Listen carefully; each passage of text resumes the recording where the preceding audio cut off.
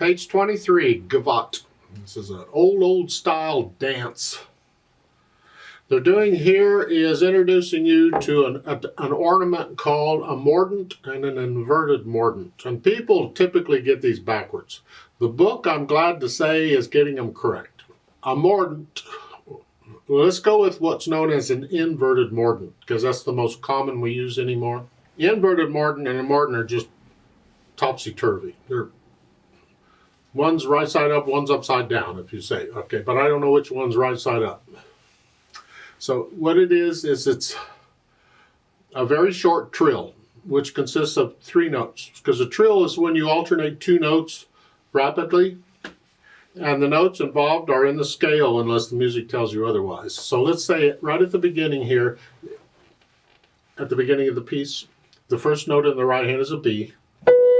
If I want a mordent on that, I'm going to take the B and the next note, inverted mordent, I'm going to take the B and the next note up in the scale, which in this case, this is in G major. I didn't say that. It's in G major. Do the G major and E minor scales and the arpeggios and all that junk. Okay. So anyway, that would be a C. And just these 2 notes, and it's just real quick. Just 3 notes involved. That is an inverted mordent. I typically will, if possible, I'll finger it at 2, 4, 3.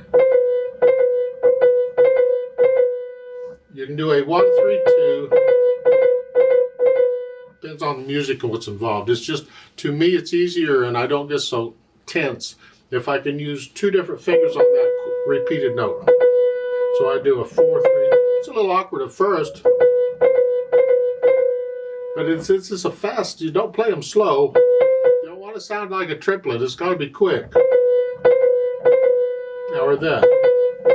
And the first note of it comes on the beat, not before. Some people play this where the last note is on the beat, like here. That's together go.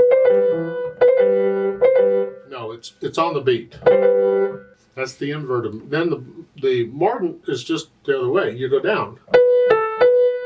You go down instead of up. And again, the fingering, there in the book, I think they're doing. You can do 2, 1, 3, 2, excuse me, a 3, 4, or a 4.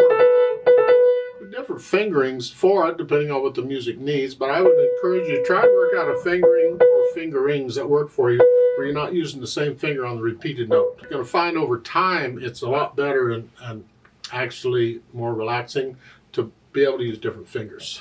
That's the mordent. Most people will call that the inverted mordent, and this the mordent. That's backwards. No, the mordent goes down, the inverted mordent goes up. And the symbol for it is that little squiggle. It's like a short trill, and in effect, it is a short trill. A trill can be that squiggly line longer, and you just keep alternating those 2 notes. And this is a short trill. It's just very short. That's what this lesson really is about.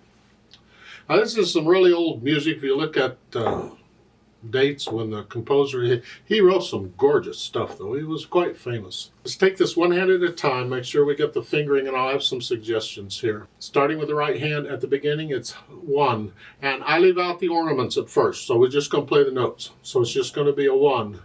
And when I do this, I'm going to end up with 3rd finger. So we're going to go here.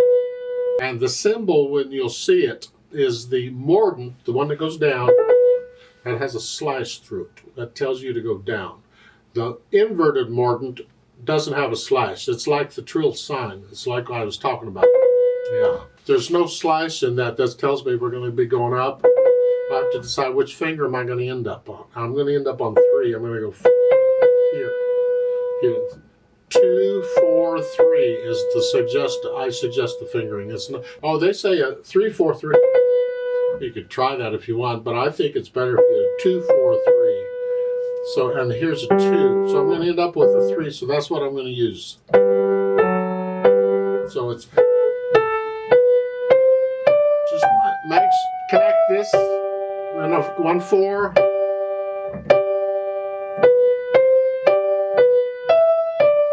grace note. I'll come back to it. 5. So you do that some more. 3, 1.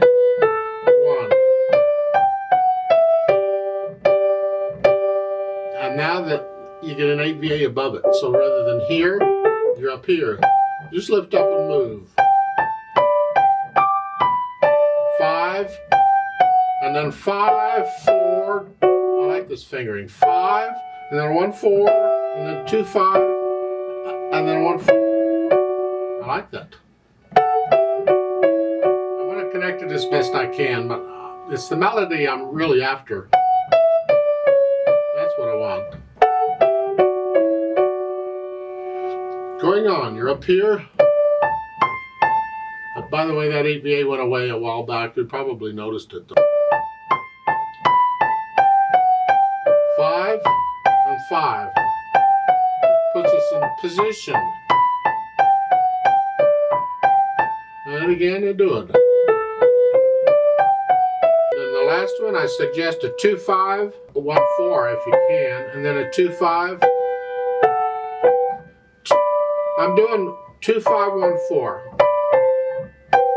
Both times. Here's what I was suggesting. Thumb really doesn't have to do all of those. I mean, it could if you wanted it to.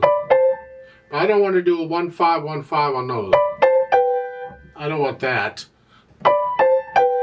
And I don't see why the thumb has to do that. So I'm going to 2-5. Left hand, again, 8th notes. Crossover. Just reach down. And we just change positions. They say a thumb and crossover. That's okay. Because we want to be here. And to set that up, then we pretty much need thumb here.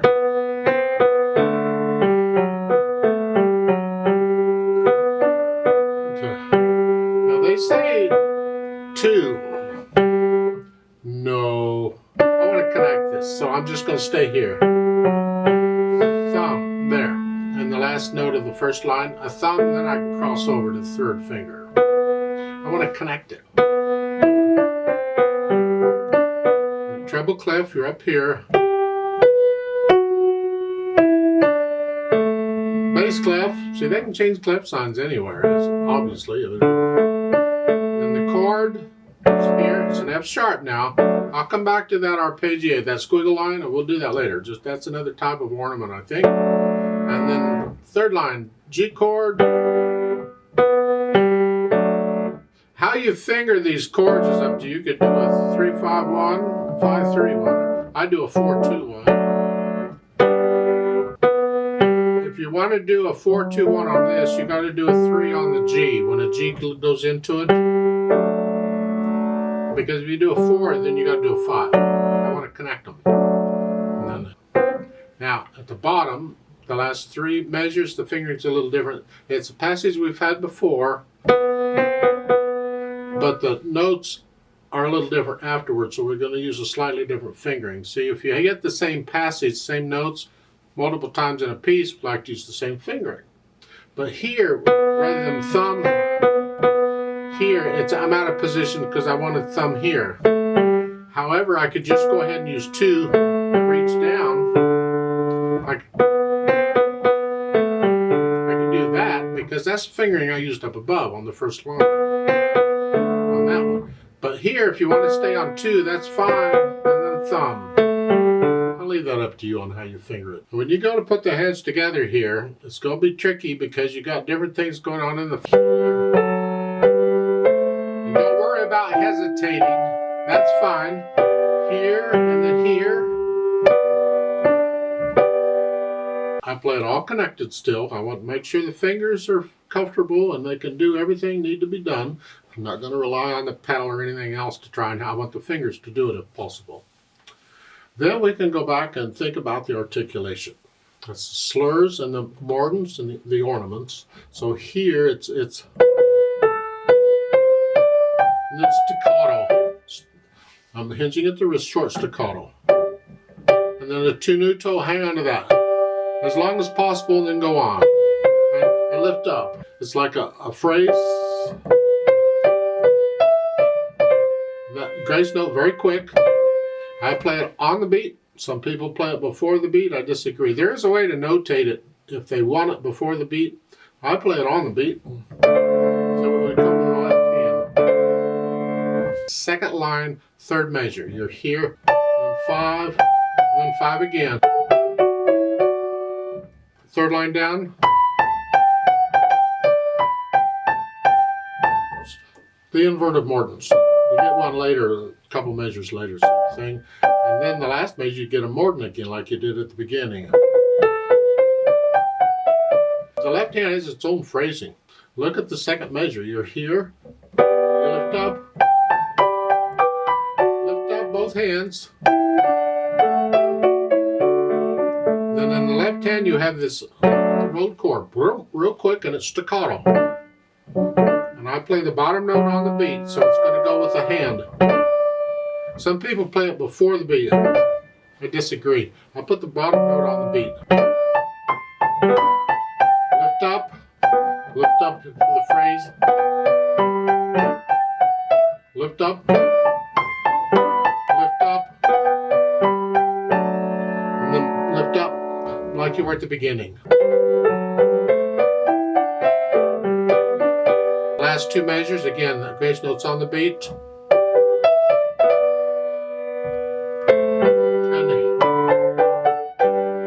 And anyway, it's going to take a little while and don't go that fast. Go real slow. Real slow and deliberate until your fingers understand what they're supposed to do.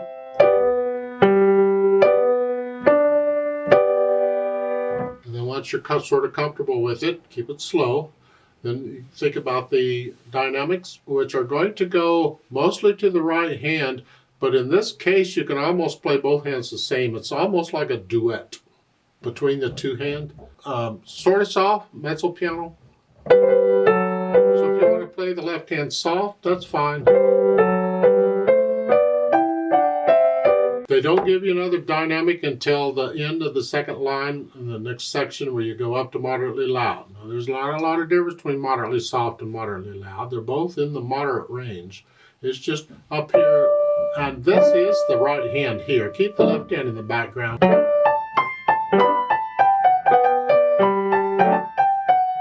Tardondo there in the into the third line toward the end. Go back down like you were at the beginning, back moderately soft. And finish it like that. Once you can get comfortable enough with the notes and everything going on, the ornaments, you can adjust these dynamics a little bit. All it's basically telling you is that the A section was at the beginning and the last line or so is moderately soft, and the B section, which starts at the end of the second line, is a little louder. That's all that. Otherwise, you can get a little louder and softer at other places. Just stay in the range of where you're at. And finally, the speed. Andante isn't slow. Some people say it's slow. Andante is just a leisure, like a stroll through a park, where you're just kind of walking along. That's the feel of it.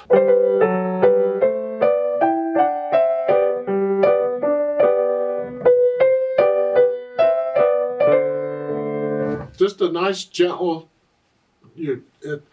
to me, that would be a slow dance, but I don't know how they did it back in the 1700s. So, okay, if that's how they want a gavotte, that's up to them, I reckon. Now, they've added pedal. I'm not sure why. When I play this kind of music, I prefer to play it without pedal if possible, if it's keyboard music, because most of the keyboard music written in the 1700s were for harpsichord, or clavichord, mostly harpsichord. Piano gradually came along in the 1700s, but it wasn't real popular until the latter half of the 1700s. I don't think this is a keyboard piece. I could be wrong, but I don't think it is. I think it's an arrangement. They want the pedal, so if we're going to pedal, why are we pedaling? Here, all I can tell for sure is we want the contrast between not pedaling and pedaling. I'm going to push the pedal down right after I play the notes. This is the third measure, or the first. It's the second full measure, because this has a pickup beat I didn't mention. There's 2 counts in the first measure. You're coming in on beat 3, 3 and 4 and 1. Well, The second full measure is where the pedal is, and it's here. I want to hear the phrase. So I'm not going to pedal until the third beat. So I'm not pedaling here. Now I can pedal. And I'm going to lift up so I hear the phrase. So in the next measure, I'm lifting up with the hands. So I'm only pedaling a couple beats there in the first line.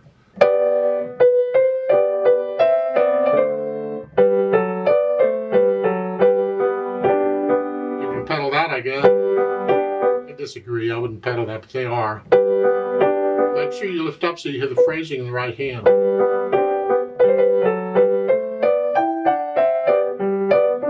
Same thing in the second line. Don't pedal until the third beat. You're up here. Lift up so we hear the phrasing. And here, it helps us connect the notes. Pedal it at each beat. Now I would lift up. This is the second line, last two measures. You're here. Lift up so we hear the phrasing. And don't pedal this. Then you don't pedal again until the end of the third line here. And that's only to color that note. That's one of the reasons we might pedal, is the longer held notes. We'll put the pedal down to add the overtones to give it a little color. This has a fermata. You're going to hold that out a while, whatever feels right. Typically double the value or a little more, whichever. Double, and then lift it up with the hands, the pedal up, so you hear the phrase. Last line, same thing. Don't pedal in the third beat.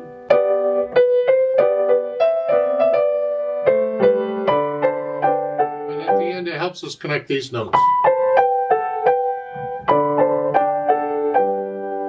If you want to use pedal, go ahead. You don't need pedal on it. I think you do fine without it, but yeah, okay. Add some contrast to it.